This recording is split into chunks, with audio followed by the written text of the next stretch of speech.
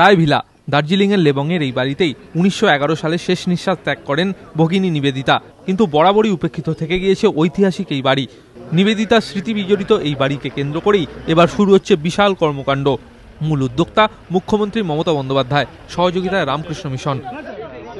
আচার্য জগদীশ চন্দ্র বসু এই বাড়িটি ভাড়া নিয়েছিলেন ভগিনী নিবেদিতা থাকার জন্য। বৃহস্পতিবার থেকে এই বাড়িতে রামকৃষ্ণ মিশন তাদের কর্মকাণ্ড শুরু করবে। এই উপলক্ষে বৃহস্পতিবার রাজ্য সরকার, জিটিএ এবং রামকৃষ্ণ মিশনের মধ্যে চুক্তি স্বাক্ষরিত হলো। বাড়ির মালিকানা রাজ্য সরকারের হাতে থাকলেও দেখভাল ও তদারকির সম্পূর্ণ দায়িত্ব থাকবে রামকৃষ্ণ মিশনের ওপর। বাড়ির সংস্কার এবং একে শিক্ষার উৎকর্ষ কেন্দ্র হিসাবে গড়ে তুলতে 1 কোটি টাকা আর্থিক সাহায্য করবে রাজ্য সরকার, ঘোষণা মুখ্যমন্ত্রীর। এটা একটা ইন্টারন্যাশনাল ট্যুরিজম স্পট তৈরি হবে, পৃথিবীর অনেক লোক আসবেন এটা দেখতে, এটা একটা নতুন ট্যুরিস্ট স্পট তৈরি হবে এবং ওয়েস্ট বেঙ্গল গভর্নমেন্টের থেকে আমরা অলরেডি 1 কোটি টাকা দিয়ে বিল্ডিংটা রেনোভেট করব। বাড়িটির নতুন নাম হচ্ছে রামকৃষ্ণ মিশন নিবেদিতা শিক্ষা সংস্কৃতি চর্চা কেন্দ্র। এখানে খোলা হবে ভাষা চর্চা কেন্দ্র, কম্পিউটার প্রশিক্ষণ কেন্দ্র, মেয়েদের স্কুল ও বিবেকানন্দ বিশ্ববিদ্যালয়ের একটি ক্যাম্পাস। এই বাড়িকে কেন্দ্র করেই পাহাড়ে পথ চলা শুরু করছে Ramakrishna mission. Out of the way जाके भी वो ये इसको रेस्टोर करने के लिए कर रहे हैं। यदि हम लोग को आने का यदि मौका जब मिल गया जरूर हम लोग आऊँगा।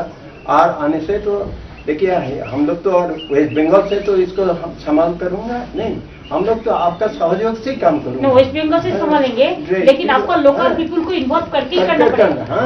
জিটিএ কর্তৃপক্ষ বাড়িটি রাজ্য সরকারের হাতে তুলে দিতে নিমরাজি থাকলেও মুখ্যমন্ত্রীর ইচ্ছা উপেক্ষা করতে পারেননি তারা।